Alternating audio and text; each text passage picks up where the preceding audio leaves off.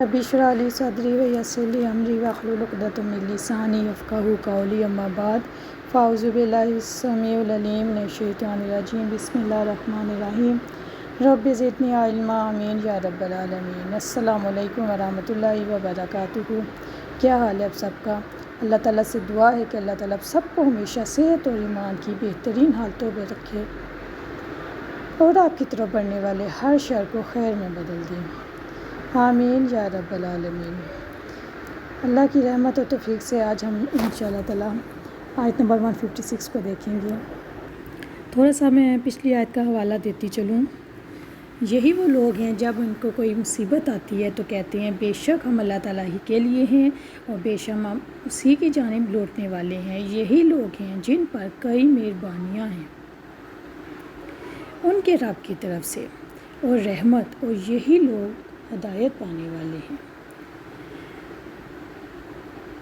یقیناً صفا اور مروہ اللہ کی نشانیوں میں سے ہے، تو جو کوئی بیت اللہ کا حج یا طواف کرے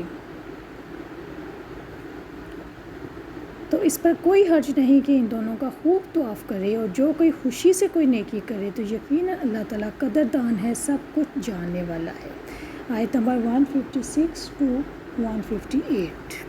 پیاری بہنوں، یہ جو تین آیات ہیں، آیت نمبر 155، 156 اور 157، یہ مصیبت اور اس کے اوپر صبر سے ریلیٹڈ ہیں، خاص طور پر 155 اور 166۔ مصیبت سے مراد ہر تکلیف و مشقت ہے جو اپنی ذات کو، گھر والوں کو یا مال کو پہنچے۔ ایک رات حضرت محمد صلی اللہ علیہ وسلم کا چراغ بجھ گیا تو آپ صلی اللہ علیہ وسلم نے فرمایا انا للہ و انا الیہ راجعون۔ آپ صلی اللہ علیہ وسلم سے کہا گیا کہ اے اللہ کے رسول صلی اللہ علیہ وسلم، کیا یہ بھی مصیبت ہے؟ آپ نے فرمایا جو چیز بھی مسلمان کو نقصان دیتی ہے، پریشان کرتی ہے، وہ مصیبت ہے۔ مصیبت کے وقت سچا مومن یہ سوچتا ہے کہ ہم اللہ تعالیٰ کے غلام ہیں، اللہ تعالیٰ اپنے بندوں کو جس حال میں چاہے رکھے، اسے اختیار ہے، ہم اس کی رضا پر راضی ہیں۔ ایک دن ہم نے اس کے پاس لوٹ کے جانا ہے، پھر وہ ہماری صبر پر بے حد و حساب دے گا۔ قالوا انا للہ و انا الیہ راجعون۔ وہ کہتے ہیں یقیناً ہم اللہ تعالیٰ کے لیے اور یقیناً ہم اللہ کی طرف لوٹنے والے ہیں۔ ہم اللہ تعالیٰ کی ملکیت ہیں، ہماری جانوں اور مالوں پر ہمارا کوئی اختیار نہیں ہے۔ انا للہ میں اللہ تعالیٰ کے معبود اور بادشاہ ہونے کا اقرار ہے۔ یہ دراصل بندے کی طرف سے عبودیت کا اقرار ہے۔ دراصل عبودیت نکلا ہے عبد سے، اور عبد کہتے ہیں بندے کو، بندے کی طرف سے اللہ کا عبد ہونے کا اقرار ہے، اور دراصل اپنا معاملہ اللہ تعالیٰ کے سپرد کر دینے کا اور آزمائش میں اس کے فیصلوں کے آگے سارے تسلیم خم کر دینے کا اقرار ہے۔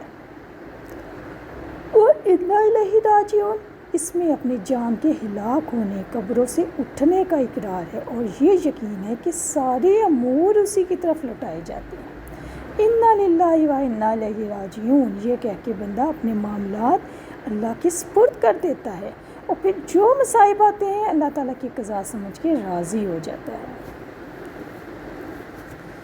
پیاری بہنوں، زندگی میں صبر کرتے رہنا ہے، کیونکہ زندگی میں آزمائشیں آتی رہیں گی، جیسا کہ ہم نے پڑھا مختلف طریقوں سے آزمائشیں آتی ہیں، خوف سے، جو بھوک سے، ڈر سے، مالوں سے، جانوں سے، پنوں کی کمی سے، لیکن ہمیں نہیں پتہ کہ جو چیز اللہ تعالیٰ نے ہم سے لے لی ہے وہ ہمارے لیے اس میں خیر تھی کہ شر تھی۔ اس لیے مصیبت آنے پر اور مصیبتوں کی یاد آنے پر انا للہ بھی پڑھنا چاہیے، اور آخرت کو یاد کر کے بھی انا للہ پڑھنا چاہیے۔ ہمیں حضرت حجرہ کے صبر سے مثال لینی چاہیے۔ ہم پر مصیبت پڑے یا اکیلی عورت کے ساتھ ایسا معاملہ ہو تو ہمارا رویہ کیا ہوتا ہے؟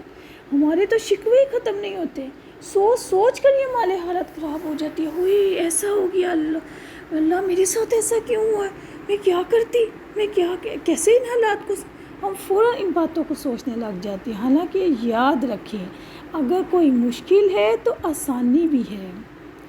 بچوں کی تربیت ماں کا ہی کام ہے۔ فَإِنَّ مَعَ الْعُسْرِ يُسْرًا، إِنَّ مَعَ الْعُسْرِ يُسْرًا۔ پیاری بہنوں، بچوں کی تربیت میں خاص طور پر آپ کو بہت جگہوں پر صبر سے کام لینا پڑتا ہے، تو یاد رکھیں ہر قدم پر اجر بھی ملتا ہے، جیسے حضرت حاجرہ کو ملا کہ ان کی رہتی دنیا تک اللہ تعالیٰ نے ان کے نام پر ہمارے لیے لازمی کر دیا کہ جو لوگ حج پر جائیں وہ لازمی کریں۔ یہ ہے ایک عورت کا صبر، اس کے بارے میں ہم انشاءاللہ اگلی آیات میں پڑھیں گے، لیکن دیکھنا یہ ہے کہ یہ ہے عورت کا صبر۔ کیا ہم میں ایسی عورت موجود ہے؟ کیا کوئی آج کی عورت یہ دعویٰ کر سکتی ہے کہ میں اس طرح صبر کروں جیسے حضرت حاجرہ نے صبر کیا؟ نہیں، ہم لوگ ایسے صبر نہیں کر سکتے۔ پیاری بہنوں، انسان جب آخرت میں صبر کا پھل دیکھے گا تو تمنا کرے گا کہ دنیا میں مجھے کوئی بھی خوشی نہ ملتی۔ ہر انسان کو آزمائش آتی ہے، لیکن ہمیں یہ چاہیے کہ ہم اللہ تعالیٰ کی رضا میں راضی رہیں، اور جو لوگ اللہ کی راضی میں راضی نہیں رہتے ان کے لیے بڑی وعید آئی ہے، بے صبری پر بہت وعید آئی ہے۔ حضرت عبداللہ بن مسعود رضی اللہ عنہ سے روایت ہے کہ رسول اکرم صلی اللہ علیہ وسلم نے ارشاد فرمایا، وہ ہم میں سے نہیں ہے جو رخساروں پر تماچے مارے اور گریبان پھاڑے اور جاہلیت کی دہائی دے۔ صحیح مسلم حدیث نمبر 70۔ اور بعض علاقوں میں تو مرنے والے کے سوگ میں بال منڈوا دیتے ہیں، عورتیں تو بہت ہی چیختی ہیں۔ اللہ اکبر، اولئک علیہم صلوات من ربہم، یہی لوگ ہیں جن پہ ان کے رب کی طرف سے برکتیں ہیں۔ یاد رکھیں اللہ کی مہربانیاں، اس کی الطاف و کرم، اس کی نوازشیں قیامت کے دن خاص طور پہ صبر کرنے والوں پر ہوں گی۔ اللہ اکبر، انہیں آخرت کے عذابوں سے تو نجات ملے گی اور دنیا میں ہدایت نصیب ہوگی۔ یہ اللہ تعالیٰ نے فرمایا ہے، ان مع العسر یسرا، ہر مشکل کے ساتھ آسانی ہے۔ یعنی ایک تو دنیا میں آخرت کے عذابوں سے نجات ملتی ہے صبر کرنے پر، آزمائش سے نکلنے پر صبر کرنے میں آخرت میں تحفے ملتے ہیں، بہت اچھا آخرت میں معاملہ کیا جاتا ہے، اور اس کے علاوہ دنیا میں بھی ہدایت ملتی ہے۔ اللہ اکبر، یہی لوگ ہیں جن پہ ان کے رب کی طرف سے برکت و رحمتیں ہیں۔ یہ کون لوگ ہیں؟ یہ صبر کرنے والے لوگ ہیں۔ صبر کرنے والوں پر اللہ تعالیٰ کی طرف سے برکتیں ہیں اور رحمت ہے۔ حضرت ابو سعید و حضرت ابو ہریرہ رضی اللہ عنہ سے روایت ہے کہ نبی اکرم صلی اللہ علیہ وسلم نے فرمایا، مسلمان کو جو بھی تکان، بیماری، فکر، غم و تکلیف پہنچتی ہے، حتیٰ کہ کانٹا بھی چبھتا ہے، تو اس کی وجہ سے اللہ تعالیٰ اس کے گناہ معاف فرما دیتے ہیں۔ بخاری 5641۔ حضرت انس رضی اللہ عنہ سے روایت ہے کہ رسول اکرم صلی اللہ علیہ وسلم نے ارشاد فرمایا، جب اللہ تعالیٰ اپنے بندے کے ساتھ خیر کا ارادہ فرماتے ہیں تو اس کو دنیا ہی میں سزا دے دیتے ہیں، اور جب اللہ تعالیٰ کسی بندے کے ساتھ شر کا ارادہ فرماتے ہیں تو اس کے گناہوں کی سزا کو روک کے رکھتے ہیں، یہاں تک کہ اس کو قیامت کے دن پوری سزا دیں گے۔ یہاں پہ آپ یہ نہ دیکھیں اللہ تعالیٰ کسی بندے کے ساتھ شر کا ارادہ کرتے ہیں، یعنی اللہ تعالیٰ اس بندے کے ساتھ بھلائی کا ارادہ نہیں کرتے، نعوذ باللہ، ایسا ہرگز نہیں ہے۔ یہ ہوتا ہے کہ ظالم کی رسی کو دراز کر دیا جاتا ہے۔ اللہ تعالیٰ، ہم جیسے آپ دیکھیں نا ہمارا رویہ دنیا میں کیا ہوتا ہے، یا ماں کا ایک رویہ دیکھیں، جو اولاد ماں کی بات نہیں مانتی، بدتمیزی کرتی، نافرمانی کرتی ہے، تو ماں کا کیا رویہ ہوتا ہے؟ وہ اس کو چھوڑ دیتی ہے کہ اب تو میں نے اس سے بات ہی نہیں کرنی، اس کو تو میں نے سمجھانا ہی نہیں ہے، چھوڑ دیتی میں اس کے حال پہ جو مرضی کرے۔ ایسا ہی ہے نہیں؟ تو پھر اللہ کا بھی یہی معاملہ ہے۔ وہ اللہ جو ماں سے 70 گنا زیادہ پیار کرتا ہے، وہ بھی جب اس کو تکلیف ہوتی ہے، اور اس کو تو زیادہ تکلیف ہوتی ہے، ہم نے کبھی اللہ کی تکلیف کا احساس کیے؟ ہم دن رات اللہ کی نافرمانیاں کرتے جاتے ہیں، ہم نے کبھی احساس کیے کہ وہ اللہ جو اتنا غفور الرحیم ہے، جو صبح اٹھتے ساتھ ہی ہمیں بنا مانگے دیتا چلا جاتا ہے، اور ہم نافرمانیاں کرتے چلے جاتے ہیں، تو کیا وہ ناراض بھی نہ ہو؟ اللہ تعالیٰ، اللہ کی ناراضگی یہ بھی نہیں ہے۔ ماں جو ہوتی ہے وہ تو کھانا پینا بچے کے لیے پکانا چھوڑ دیتی ہے، بچے کو منہ لگانا چھوڑ دیتی، خود ہی اٹھ کے گرم کرے، خود ہی پکائے، خود ہی کھائے۔ پکائے تو نہیں، ماں پکا تو دیتی ہے، لیکن ماں چھوڑ دیتی ہے خود ہی اپنے کپڑے دھوئے، خود ہی استری کرے۔ لیکن وہ غفور الرحیم، وہ جو بندہ اس کی جتنی نافرمانی کرتا ہے اللہ تعالیٰ اس کو پھر بھی دیتا جاتا ہے۔ یہ ہے میرے اللہ کا اتنا بڑا دل، یہ ہے اللہ تعالیٰ کی اتنی بڑی رحمت۔ ہم کسی لمحے بھی اللہ کا احساس نہیں کرتے. کوئی تو لمحہ ہو، کوئی تو ایسا وقت ہو کہ ہم سوچیں کہ ہم اس بات کا کیا جواب دیں گے، اس گناہ کا اللہ کے سامنے کیا جواب دیں گے. دنیا کی باتوں میں، دنیا کے رشتوں کے لیے، دنیا کی چیزوں کے لیے ہم کتنی اللہ کی نافرمانی کرتے.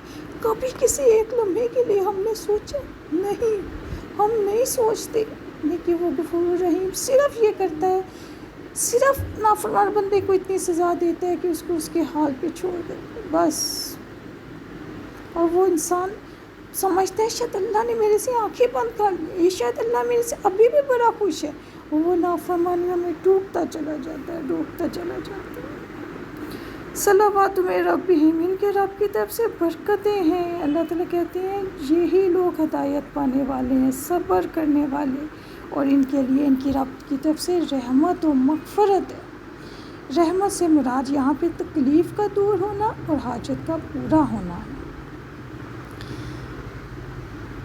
ان صفا والمروہ من شعائر اللہ، یقینا صفا و مروہ اللہ تعالیٰ کی نشانیوں میں سے ہے. تو جو کوئی بیت اللہ کا حج یا طواف کرے. صفا و مروہ سے کیا مراد؟